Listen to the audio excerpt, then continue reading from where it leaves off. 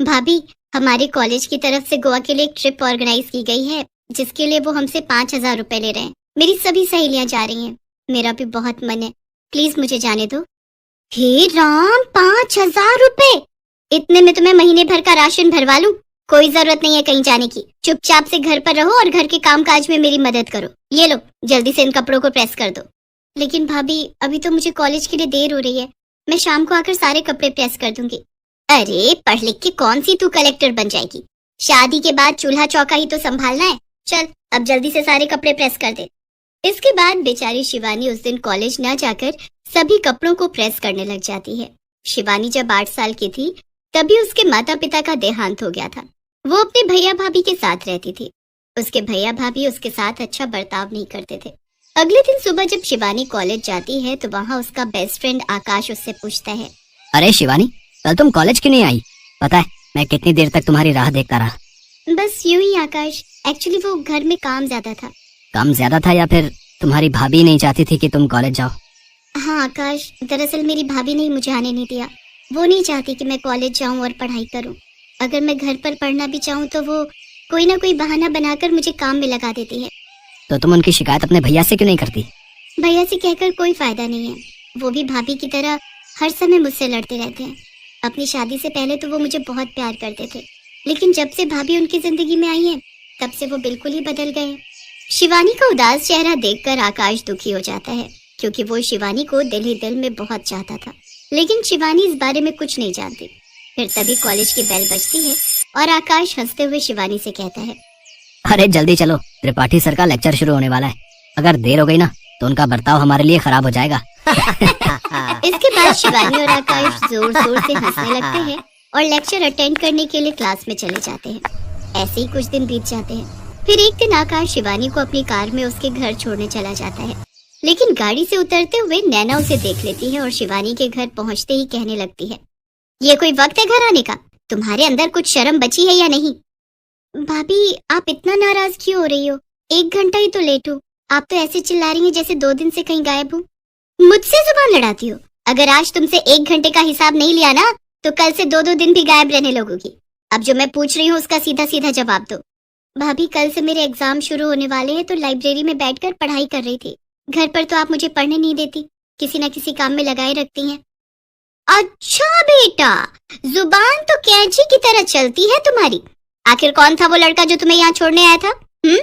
वो मेरे कॉलेज में मेरे साथ ही पढ़ता है। आज पढ़ाई के चक्कर में थोड़ा लेट हो गई थी, इसलिए वो मुझे घर ड्रॉप करने आया था। आजकल बड़े पंख लगे हुए हैं तुम्हारे। आज किसी के साथ रात को घर आई हो, कल किसी के साथ शादी करके आ जाओगी, तो क्या इज्जत रह जाएगी हमारी? आने दो तुम्हारे भैया को, उन्हें भी तो पता चले क्या गुल खिला रही है उनकी बहना। शिवानी नैना को समझाने की बहुत कोशिश करती है कि जैसा वो सोच रही है ऐसा कुछ भी नहीं है, लेकिन नैना शिवानी की एक नहीं सुनती और अपने पति मयंक के घर आते ही शिवानी के खिलाफ उसके कान भर देती है।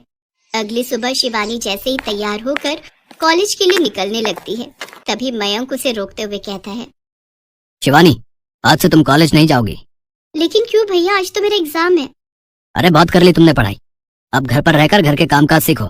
इससे पहले कि तुम हमें कहीं मुंह दिखाने लायक नहीं छोड़ो, उससे पहले ही हम तुम्हारी शादी कर देंगे। शादी? इतनी जल्दी भैया? नहीं भैया, जब तक मैं पढ़ाई पूरी नहीं कर लेती तब तक मैं शादी नहीं करूंगी। शिवानी, तुम्हें पता है ना, मैंने एक बार जो फैसला ले लिया सो ले लिया। कल शाम तुम्हें देखने लड़के वाले आ रहे हैं, तुम तैयार रहना, हम जल्द ही तुम्हारी शादी कर देंगे। शिवानी अपने भाई को समझाने की बहुत कोशिश करती है, लेकिन मयंक उसकी बिल्कुल नहीं सुनता। और उधर कॉलेज में बैठा आकाश कब से शिवानी की राह देख रहा होता है। एग्जामिनेशन हॉल में शिवानी के न आने के कारण आकाश भी वहां से बिना पेपर दिए ही चला जाता है। एग्जाम खत्म होने के बाद शिवानी और आकाश की दोस्त निधि आकाश के पास आकर बैठती है और उससे कहती है, आकाश तुम पागल हो गए हो क्या, जो बिना पेपर दिए आ गए? निधि यार, आज शिवानी कॉलेज नहीं आई, मुझे कुछ ठीक नहीं लग रहा। क्या तुम उसके घर जाकर पता कर सकती हो कि आखिर बात क्या है? हाँ हाँ, क्यों नहीं, चली जाऊंगी मैं। लेकिन ये तो बताओ, जब तुम शिवानी से इतना प्यार करते हो तो उसे बोल क्यों नहीं देते? हाँ, तुम सही कह रही हो। अच्छा, उसको जाकर बोलना कि कल सुबह मुझे पहाड़ी वाले मंदिर पर मिले। इसके बाद निधि सीधा शिवानी के घर जाती है और उसे आकाश का मैसेज दे देती है। अगले दिन सुबह शिवानी आकाश से जाकर मंदिर में मिलती है और रोते हुए उससे कहती है, आकाश, मेरे भैया भाभी जबरदस्ती मेरी शादी एक अनपढ़ तलाकशुदा मर्द के साथ कर रहे हैं, और तो और उसके 2 बच्चे भी हैं। क्या? लेकिन वो ऐसा क्यों कर रहे हैं?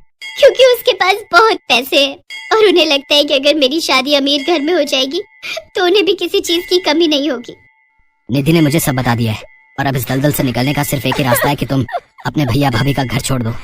लेकिन फिर मैं कहाँ जाऊंगी? भैया के अलावा इस दुनिया में मेरा है ही कौन? तुम मेरे घर चलो शिवानी, मैं सच कह रहा हूँ, मैं तुम्हें कभी किसी चीज की कमी नहीं होने दूंगा। लेकिन आकाश, तुम्हारे घर पर इस तरह रहना लोग क्या कहेंगे? तुम्हारे घर वाले क्या सोचेंगे? नहीं, मुझे ठीक नहीं लग रहा। शिवानी, आज हम मंदिर में खड़े हैं और मैं भगवान के सामने तुमसे कुछ भी झूठ नहीं कहूंगा। मैं तुम्हें बहुत प्यार करता हूँ और जिंदगी भर तुम्हारे साथ रहना चाहता हूँ। क्या तुम मुझसे शादी करोगी? शिवानी, मैं भगवान को साक्षी मानकर उम्र भर तुम्हारा साथ निभाने का वादा करता हूँ। तुम्हें हर हाल में खुश रखूंगा और हमेशा तुम्हारा साथ दूंगा। आकाश की बात सुनते ही शिवानी दंग रह जाती है और कुछ कह पाती उससे पहले ही आकाश कुमकुम उठाता है और उससे शिवानी की मांग भर देता है। आकाश की बातों ने शिवानी का मन भी जीत लिया। शायद उसे जिंदगी में पहली बार किसी ने इतना प्यार दिया था और वो राजी खुशी आकाश के साथ मंदिर में अग्नि को साक्षी मानकर शादी कर लेती है। शादी करने के फौरन बाद शिवानी आकाश के साथ अपने घर पहुंचती है तो उसकी भाभी उसको देखते ही जोर जोर से छाती पीटने लगी। हाय राम, ये क्या कर डाला इस लड़की ने? हमें कहीं मुंह दिखाने लायक नहीं छोड़ा। जिस बात का डर था वही हुआ। इस लड़की ने हमारे मुंह पर कालिक पोत दी। अच्छा, जब तुम पैसों की खातिर मेरी उस तलाकशुदा बच्चों के पिता से शादी करवाने जा रहे थे तब कुछ नहीं, और अगर मैंने अपनी पसंद के लड़के से शादी कर ली तो तुम्हारे खानदान की इज्जत मिट्टी में मिल गई। शिवानी, ये तुमने अच्छा नहीं किया। अब निकल जाओ मेरे घर से और फिर कभी मुझे अपनी शक्ल भी मत दिखाना। आज से तुम हमारे लिए मर गई। मर तो मैं आपके लिए उसी दिन गई थी भैया जिस दिन भाभी ब्याह कर इस घर में आई थी। बस ये बात कहने में आपको कई साल लग गए। इसके बाद आकाश शिवानी को अपने घर लेकर जा रहा होता है। तभी गाड़ी में बैठी शिवानी आकाश से पूछती है, आकाश, तुम्हें डर नहीं लग रहा? मुझे तो बहुत डर लग रहा है। ना जाने तुम्हारे मम्मी पापा क्या कहेंगे। पता नहीं वो हमारे रिश्ते को अपनाएंगे भी या नहीं। तुम घबराओ नहीं शिवानी, ऊपर वाले ने चाहा तो सब ठीक ही होगा। घर पहुंचते ही आकाश गाड़ी से उतरता है और शिवानी की तरफ का गेट खोलते हुए उसे बाहर आने के लिए कहता है। शिवानी घबराई हुई धीरे धीरे घर के दरवाजे तक जाती है तो देखती है कि एकदम से उनके ऊपर फूलों की बारिश होने लगती है और उसकी सास हाथ में आरती की थाल लिए खड़ी होती है। शिवानी ये सब देखकर दंग रह जाती है। आकाश के मम्मी पापा ने बहुत ही अच्छे से शिवानी का स्वागत किया और तोहफे के रूप में उसे सोने के गहने भी दिए। इसके बाद शिवानी और आकाश ने माता पिता के पैर छूकर उनका आशीर्वाद लिया। फिर शिवानी ने आकाश से पूछा, आकाश, अब तो बता दो ये सब क्या हो रहा है? तुम्हारे मम्मी पापा गुस्सा होने की जगह हमारी आरती उतार रहे हैं। मुझे तो कुछ समझ नहीं आ रहा। बताता हूँ बाबा, सब बताता हूँ। दरअसल मैंने अपने माता पिता को तुम्हारे बारे में पहले ही बता दिया था और उन्होंने ही मुझसे कहा था कि मैं आज ही तुमसे शादी कर लूं और तुम्हें उनकी बहू बनाकर इस घर में ले आऊं। और ये सब तैयारी, ये भी उन्हीं का ही आइडिया था। ओहो, तो इसीलिए मंदिर में मेरे जवाब का इंतजार किए बिना ही तुमने मेरी मांग में सिंदूर भर दिया, ताकि मेरे पास मना करने का कोई कारण ही ना रहे। हाँ, मेरे मम्मी पापा सुबह से इन सब तैयारियों में लगे हुए थे। उन्होंने ही घर को सजाया, तुम्हारे मेरे लिए गिफ्ट लेकर आए और ये फूलों वाला आइडिया, ये भी उन्हीं का ही था।